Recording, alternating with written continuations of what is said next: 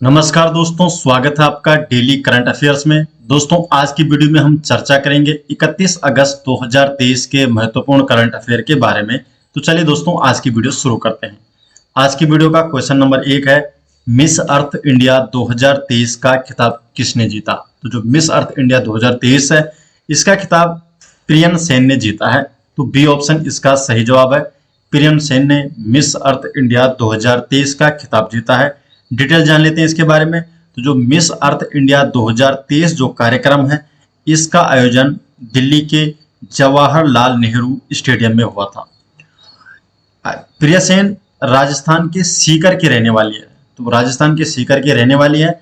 इससे पहले प्रिया सेन ने मिस राजस्थान 2022 की फर्स्ट रनर अप ये रह चुकी हैं और इस बार इन्होंने मिस अर्थ इंडिया 2023 का खिताब जीता है। नेक्स्ट क्वेश्चन है, क्वेश्चन नंबर 2 है, हाल ही में कहा ओणम का सबसे शुभ दिन थिरुओणम मनाया गया? तो थिरुओणम किस राज्य में मनाया गया? तो इनमें से सी ऑप्शन जो केरल है, तो केरल में मनाया गया ओणम का सबसे शुभ दिन थिरुओणम। सी ऑप्शन सही जवाब है।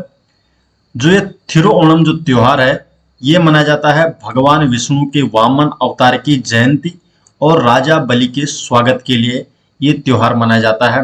केरल में और तमिलनाडु के कुछ हिस्सों में ओणम का सबसे शुभ दिन थिरुओणम मनाया जाता है।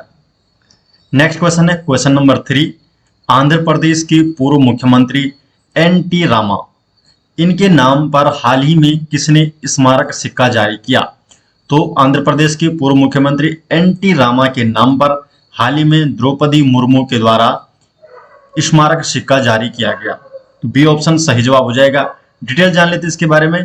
तो जो राष्ट्रपति द्रौपदी मुर्मू है, इन्होंने एन.टी. रामाराव के जन्म शताब्दी वर्ष में राष्ट्रपति भवन के सांस्कृतिक केंद्र में स्मारक सिक्का जारी किया है और ये कार्यक्रम दिल्ली के राष्ट्रपति भवन के सांस्कृतिक केंद्र में आयोजित किया गया था। जो एन.टी. रामाराव है, ये एक अभिनेता और राजनेता थे। नेक्स्ट क्वेश्चन है, क्वेश्चन नंबर 4, नितिन गडकरी ने 100% एथेनॉल फ्यूल पर चलने वाली कार कहां लॉन्च की? तो 100% जो एथेनॉल जो कि गन्ने के रस से बनाया जाता है एथेनॉल फ्यूल, तो इस पर चलने वाली कार कहां लॉन्च की है? नई दिल्ली में। सी ऑप्शन इसका सही जवाब है। नितिन गडकरी क्या है? ये केंद्रीय सड़क परिवहन और राजमार्ग मंत्री है और इन्होंने टोयोटा इनोवा की जो कार है, ये पूरी तरह से 100% इथेनॉल पर चलने में सक्षम है और इसको लॉन्च किया गया है नई दिल्ली से, जो कि प्योर एथेनॉल से चलेगी।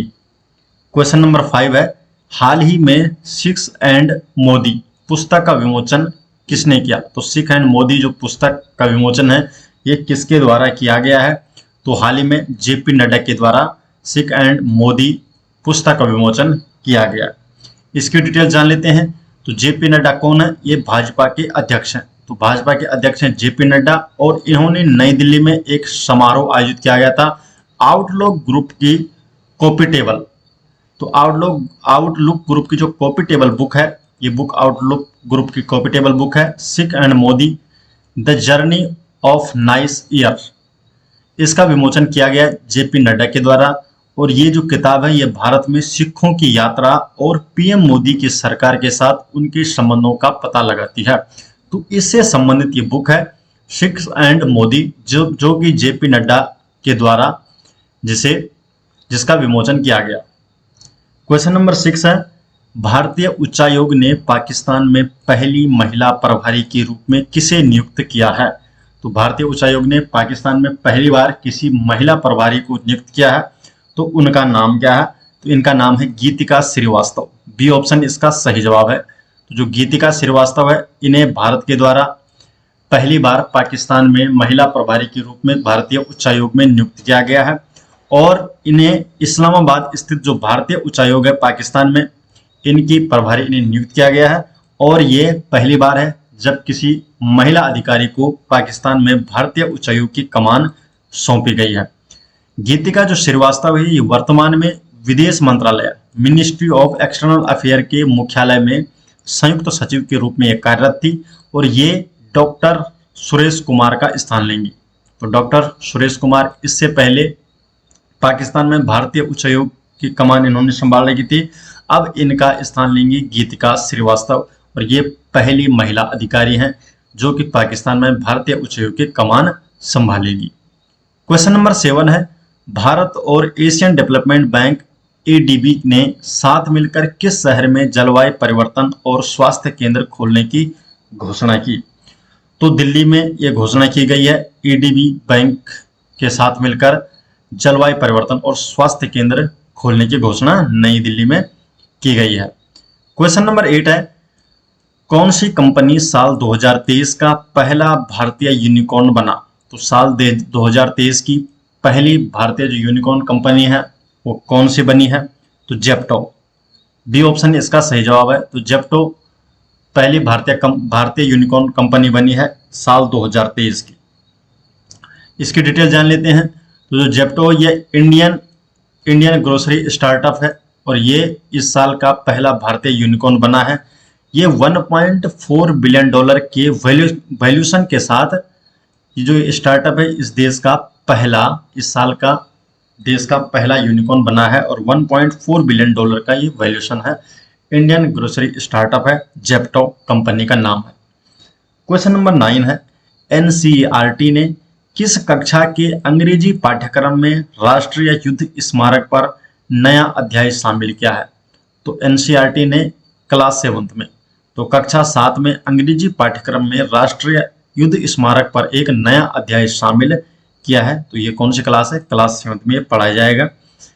देखिए, मिनिस्ट्री ऑफ डिफेंस और मिनिस्ट्री ऑफ एजुकेशन इन दोनों की तरफ से national council of educational research and training NCERT, तो NCERT के पाठ्यक्रम में हमारे बहादुर सैनिकों को श्रद्धांजलि देने के लिए नेशनल वार मेमोरियल जो कि राष्ट्रीय युद्ध स्मारक, इस पर एक अध्याय शामिल करने की घोषणा की और ये अध्याय कक्षा 7वीं के पाठ्यक्रम में शामिल किया जाएगा और अंग्रेजी की पाठ्यक्रम में इसे शामिल किया जाएगा। इसका उद्देश्य क्या है कि स्कूली बच्चों के बीच देशभक्ति, कर्तव्य के प्रति समर्पण और साहस और बलिदान के मूल्यों को विकसित करना इसका उद्देश्य है। क्वेश्चन नंबर 10 है, लघु उद्योग दिवस मनाया जाता है। तो लघु उद्योग दिवस कब मनाया जाता है? तो लघु उद्योग दिवस मनाया जाता है 30 अगस्त को। डी ऑप्शन इसका सही जवाब है। तो हर साल 30 अगस्त को लघु उद्योग दिवस मनाया जाता है। लघु उद्योग दिवस जो ये दिवस है इसका मकसद क्या है कि उद्योगों को बढ़ावा देना और जो बेरोजगार है इन्हें रोजगार के अवसर उपलब्ध कराना लघु उद्योग दिवस का मुख्य उद्देश्य है और ये 30 अगस्त को मनाया जाता है। क्वेश्चन नंबर 11 है, भारत और बांग्लादेश के बीच 5वीं वार्षिक रक्षा वार्ता कहाँ आयोजित की गई? तो भारत और बांग्लादेश के बीच जो 5वीं वार्षिक रक्षा वार्ता है ये ढाका बांग्लादेश में आयोजित की गई। तो बांग्लादेश में आयोजित की गई थी, ढाका में ये आयोजित की गई थी।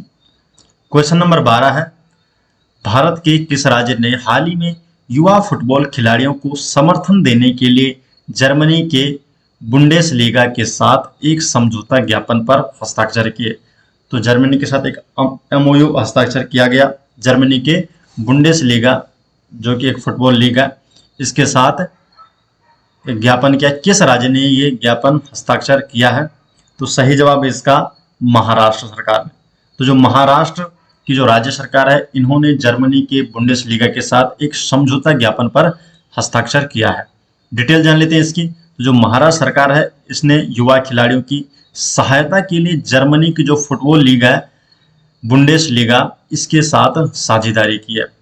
महाराष्ट्र सरकार ने 14 साल से कम उम्र के खिलाड़ियों के लिए एक फुटबॉल टीम बनाने का निर्णय लिया है जो कि जर्मनी की पेशेवर एसोसिएशन जो फुटबॉल लीग है बुंडेसलीगा इसके साथ एक समझौता ज्ञापन पर हस्ताक्षर किए और इसकी सहायता से महाराष्ट्र सरकार 14 साल से कम उम्र के खिलाड़ियों के लिए एक फुटबॉल टीम बनाएगी। तो महाराष्ट्र सरकार ने जो जर्मनी की फुटबॉल एसोसिएशन है बुंडेसलीगा इसके साथ एक MOU हस्ताक्षर किया है। तो दोस्तों ये हो गए आज के करंट अफेयर और ये सभी नोट्स आपको मिल जाएंगे हमारी वेबसाइट में जिसका लिंक आपको डिस्क्रिप्शन में देखने को मिल जाएगा। तो आप डिस्क्रिप्शन जाके वेबसाइट विजिट कर सकते हैं और वहां पर ये सभी नोट्स आपको देखने को मिल जाएंगे। चलिए दोस्तों मिलते हैं नेक्स्ट वीडियो के साथ, तब तक के लिए आपका बहुत बहुत धन्यवाद।